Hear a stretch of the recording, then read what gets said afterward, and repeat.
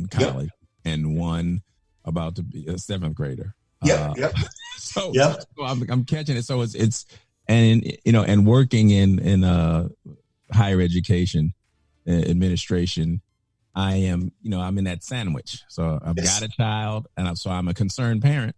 Yes. On the one hand, but I'm also, working at an institution which is of higher education, but there is still an aspect of business to it where you have to, you can't educate if you're not open.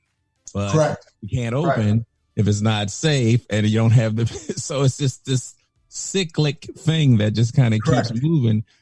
I've got to say though, the daughter that's in college, she's an RA, she's a resident assistant, so she came a little earlier, and thank goodness she gets her own room. But still, the minute there's some anxiety around the home. But the minute that she set her foot on campus, she was like, I feel like I can breathe better. I feel, she was back to her independence on the one hand, but at the same time, you gotta let them go on that end, but you worry, you worry like, don't be stupid. The parenting comes in. Exactly. But at the same time, the same amount of anxiety is at the 7th grader. With the 7th grader, she's also anxious. But they're starting school in the middle of August here in North Carolina in Guilford County. Okay. And she is but they're starting online, so they're starting remotely as well. But there are a whole lot of things, other considerations, things that I never thought about in terms of people, where they come from. A lot of our kids in some of the colleges come from rural counties out here, and for them, they're like, I will stay on campus. I will rather fight that virus than go back to where I came from. They're like, you know what? Never mind. But the other side of that too is, one is the independence, but the other side, what people, and I think some of the deciderers, as they say, as we all know, as we're in it because we are dealing with the students, is that there is there are other things to consider that I think some of the people aren't considering. For instance, if there is someone who does, and God forbid, but likely contracts the disease, the virus, they can't go back home because their siblings back home, so they can't bring that back. So they've got to stay where they are, and you can't abandon folks. So it's going to be interesting.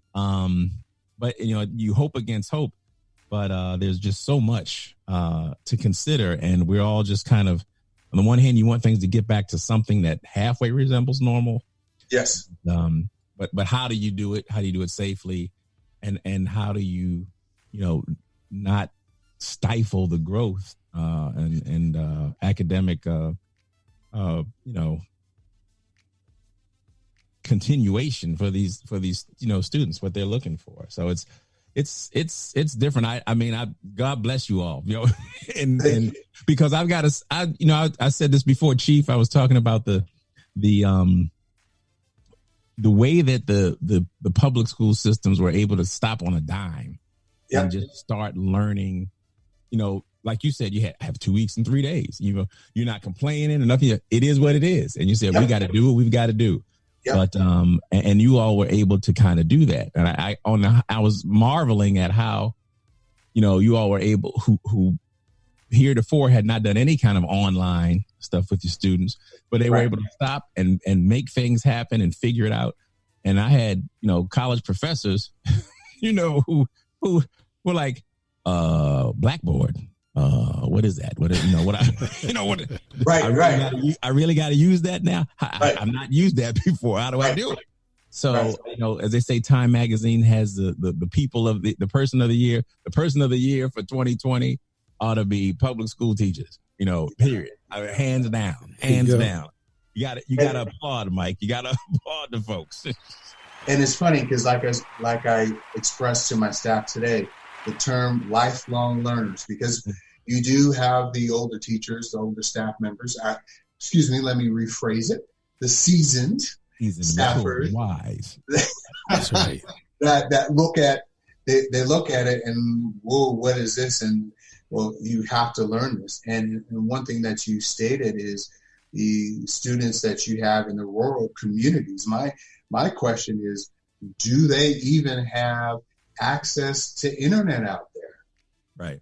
And that was the issue. We had on the one hand, you think you're doing something. We got your laptop. Like, Yep. Now I got to get your hotspot. And then they talk about the business of that. Everything is on back order, and anything is overseas that you're ordering from another country. Now you've got supply chain issues all over the place. Correct. So, I mean, on the one hand, we were able to give our students, for the first time, thanks to a donor, anonymous donor, laptops for the entire incoming freshman class. Outstanding. But they got to, rural communities, they got to get hotspots now, and everybody wants a hotspot. So it's always something. But as you said, you do it for the love of teaching, for the love of these students, and for the fact that you are putting your imprint on the world changers for tomorrow. And hopefully one of them is going to figure out something that we never had to go through this crap again. Exactly. Absolutely. Dr. Marentic, yes. What type of concerns have you been hearing from parents? I'm not hearing any concerns from our parents, but I think the concerns that we are noticing, unfortunately, because students are home more, and this is countrywide, where there's an increase in spousal abuse and child abuse. So, we have a great team, social and emotional team at our school, just to check in. How are you doing? Do you need some groceries? What do you need? And that's kind of the shift from what you normally hear from a school. But, we try to give that support to our students and our families. And unfortunately, we have a couple of kids that, they had some extra time on their hands, and they are now incarcerated. And we were very concerned about that when we closed. So again, our team is very good. I'm so proud of our support team, but, I think I haven't heard, that much about parent concern, but our concern is to make sure that we have, that the families are okay, that they have whatever they need. And if they need something, we can, get them some groceries or kind of guide them of where they need to go. So a lot of families were evicted. I mean, that's countrywide, because, they don't have jobs. They couldn't go to work, so they couldn't pay their rent or mortgage. So, we helped out in that as well. So that was our concern. Not really, we don't really have any family concerns from our students. And that was an interesting point you made, in terms of you had some young people that were arrested and because of involvement in things, and you're saying that there's a possible correlation between that and not being in school. Is that something that you're hearing system-wide or from your colleagues across the country? Is that something common? Well, I know that I heard on the national news, I think a couple of days ago, that it's hard for CPS type of workers to make family visits to make sure that children are okay.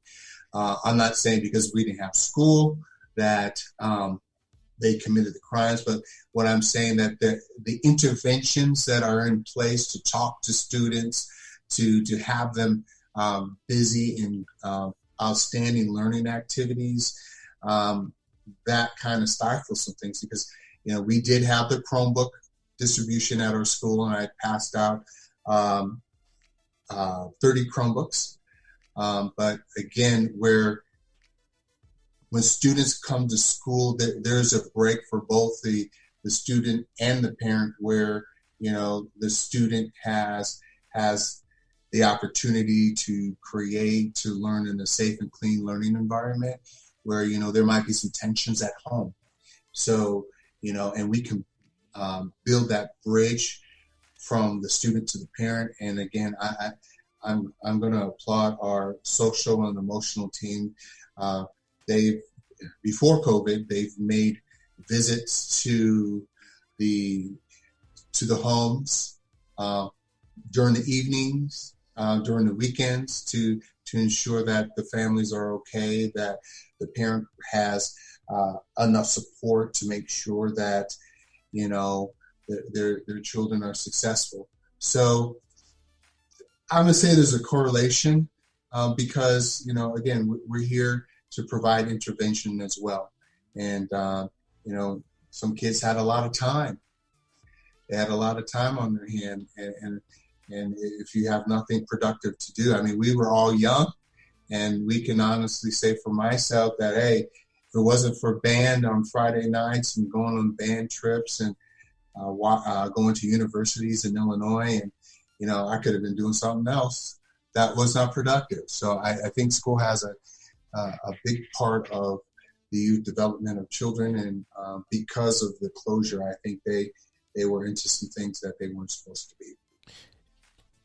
When you think about some of the concerns that teachers have around this whole COVID piece, are you finding that there are differences in the concerns of teachers versus those of administrators, or are they pretty much running along a parallel path? I think it's a parallel path because I believe that, you know, my personal experience, because I have a bachelor's and a master's in music, and those are performance-based classes. I have to go in. You know, I have to be in the band, okay? So my second master's is in educational leadership, and then my doctorate is in curriculum instruction. So with that being said, there was more with the music. There's a lot of one-on-one. There's a lot of tutoring. There's a lot of, you know, instruction from the band directors, from my private lesson teachers and things like that. But more when you get into the academic side, there was more, okay, I call it the Ben Stein, Ferris Bueller's Day Off, that movie when the guy's like, Bueller. Right. You cannot teach like that in the online environment. So some teachers, to answer your question, and also some administrators, lifelong learners, as I have always said this, when we started, they kind of have to reflect on their instructional delivery, because there is more, because of the NRS by the state of Nevada, there are more rules regarding distance learning in the minutes that teachers are supposed to instruct students. So those Ben Steins of the world, those teachers, they have to be honest with themselves, be open to all the new training, and understand that this is a new day and age where that we're doing a lot more, as in giving instructional delivery to students, and we might see some more blended type of things going on, where, you know, we have some students that might have to work and cannot be in the classroom during the school day. So this is kind of a blueprint of what we might see in a couple of years as standard practice. So I can say that the teachers that believe in always learning, they're taking bull by his horns, and they're running with it. So, but the teachers that are set in their ways, they have to understand that they need to do something different. Well, they have to. There's no choice. And the administrators, we all understand that, you know, you have to be. Our observations look different. We don't go in the classroom.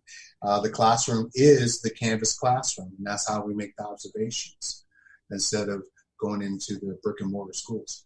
So it's a lot of newness for everybody, and those of us that are excited, we're going to move forward. But those are reluctant. Hey, you don't have a choice on this. You know, you have to get on the same sheet of music. So. From a music teacher, same sheet of music. I mean,